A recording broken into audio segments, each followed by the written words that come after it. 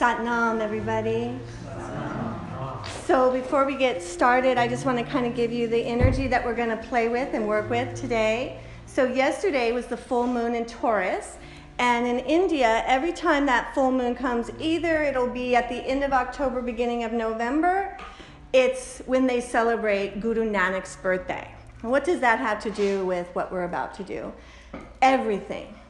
Guru Nanak is the first person that started creating what we're about to do, and the most important to me because I love the sound current of Kundalini Yoga. So he was really kind of odd and different in his family, in that I think I think mom was she was Muslim and dad was Hindu, so that was already a wreck. And Nanak was trying to kind of just get rid of all that separatism, even since he was a little boy. He was just very driven by it. And so as his love for love grew, he got more and more dedicated to this. And one day, he was about 30 years old, and he went down to take his bath at the river, and then he was gone. And they thought he died, and they searched and searched, and they dug the river, and they couldn't find him. His clothes were on the bank, and he was gone. And he was gone for 3 days. And when he came out of the river, the first day he was in silence, and the second day he started reciting the Japji. And I've been doing Kundalini Yoga about 11 years, and it's always the sound current. Guru Ram Das singing these chants really touched my heart. But it has taken me a long time to really breathe into the whole Japji. Not that I'm ever going to say it. That's not my gig in life. But to understand, to see the beauty of it. And it's such poetry. And the thing that I love about Guru Nanak's poetry is that, he's just a regular guy. And really the Japji is just about being human. And you're going to try this, and you're going to try that. And you're going to do this, and you're going to do that. And none of it's going to work, And then it's like you're going to judge this person, you're going to judge that. You're going to think you're better. Now you're going to think you're the worst of the worst. It's like he goes through all the dynamics that what? Separate us.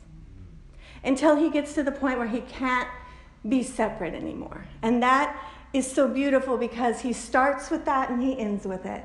Because the first words of the Japji are Ek Onkar, which means one creator, one creation. And even though it's a 20-minute dissertation and all the different choices, in the end he comes back to Ek Onkar. That's all there is. So today we are going to just keep it simple, and we're going to just work with those first 5 words of the Japji: Ek Onkar, Satnam, Siddhi Waheguru. So even when you're new, that can be like, what did you just say? But Ek Onkar means one creator, one creation. Siddhi is like that truth. Satnam is the truth resonating in every cell of our being. And Waheguru really is like, yay, awesome, love it. That's what Waheguru is.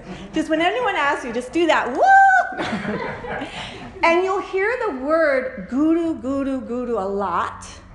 And it is basically, it means teacher, but the way it teaches you is gu, darkness, and ru, light. So it's like the challenges in our lives. The things that are the hardest are that inner teacher, especially your soul, because your soul signed up to take you through the challenge, to teach you about how resilient you are, how beautiful you are, how much more you can love, more than you even know. And your love, in theory, is going to get bigger and bigger and bigger and bigger every day. The more we focus on love, the bigger it will get. And so I'll end with this.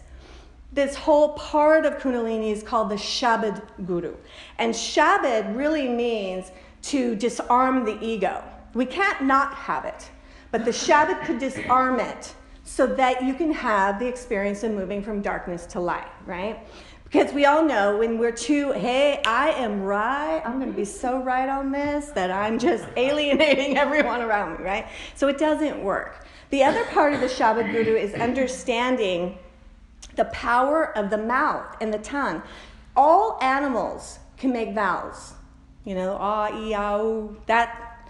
But when it's a human being that makes consonants, guru, when we start adding them, now we are directing energy into places in our life. And we start by stimulating the upper palate.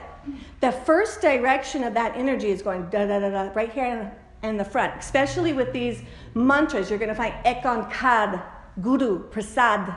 You're always like hitting 3 meridians at the top. And so what happens is, on a physical level, you have a God experience. Why? Because it starts to stimulate the pineal and pituitary. And a God experience is only an elevated consciousness as far as you can go physically. It's not emotional. It's not even your soul. It's physical, which is really interesting because that's one of the biggest reasons our souls fought so hard to be in a human body, so that we could use this vehicle to have these amazing experiences. And so we're going to do it today. We're going to have a little Shabad Guru experience. We're going to use this technology and see how it makes us feel. Because it's really all that Sat Nam. And Sat Nam is yours. Truth, like when we do this practice, it's how you feel it.